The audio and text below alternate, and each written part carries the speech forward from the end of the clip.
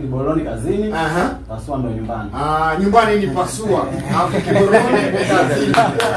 Wote unawakilisha. Kwa hiyo watu wa Pasua wanakusikiliza kwa hivi sasa wanakujua vizuri sana. Sana. Bana karibu sana. Ukifika Kiboroni Msambaa. Karibu sana 102.7 Voice FM. Nimekaribia, nimekuja kuongelea Yanga. Sasa Yanga mmeongezeka tena. Kama 7. Waje wote. Tuna timu tofauti na wenzetu. Mtu kachambua hapa, kachambua wachezaji wawili. Ana wachezaji wawili ndio utakaocheza. Hajasema hata sabu. Hajasema hata sabu. Watu wanaongea atamtoa Mzize, sijui anamuingiza nani? Anamtoa nani? Hajasema amtoe Mpanzo amuingize nani? Anaitwa nani yule mwingine yule? Mwenye kipara yule. Anaitwa nani?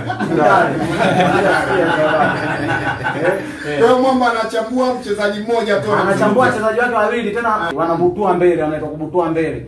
Yaani kama Kibu akipata mpira ana press anapiga kumtoke mguuni. Kwani hao wawili aliowataja wewe waofii? Sina ndo muofia. Msimu miwili shana goli moja. Siku 400 goli moja. Lakini hilo goli alifunga wapi? Ngapi? Wewe kwa maswali kwa ngapi? Hichi ni kwamba alifunga Yanga. Alafu ongea matokeo. Sasa uone kwamba kesho labda unaweza ukashangaa hiyo moja hapo anafunga moja na sisi tunafunga 5 vile vile. Ukuta sasa kama tunafunga 5 beki ni nani? Anaitwa nani? Inonga Fondo Malo wa taifa ya Kongo. Anazima timu ya taifa.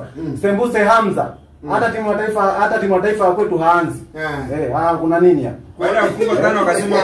Kwa hiyo unataka kutuambia kwamba hii ndio Simba nyepesi zaidi kuliko zote. Kwanza wana midfield hajui kutuliza mpira Yusuf Kagoma. Mpira unadunda kwenye mguu. Sasa wafanisha Kagoma na kina Kanuti.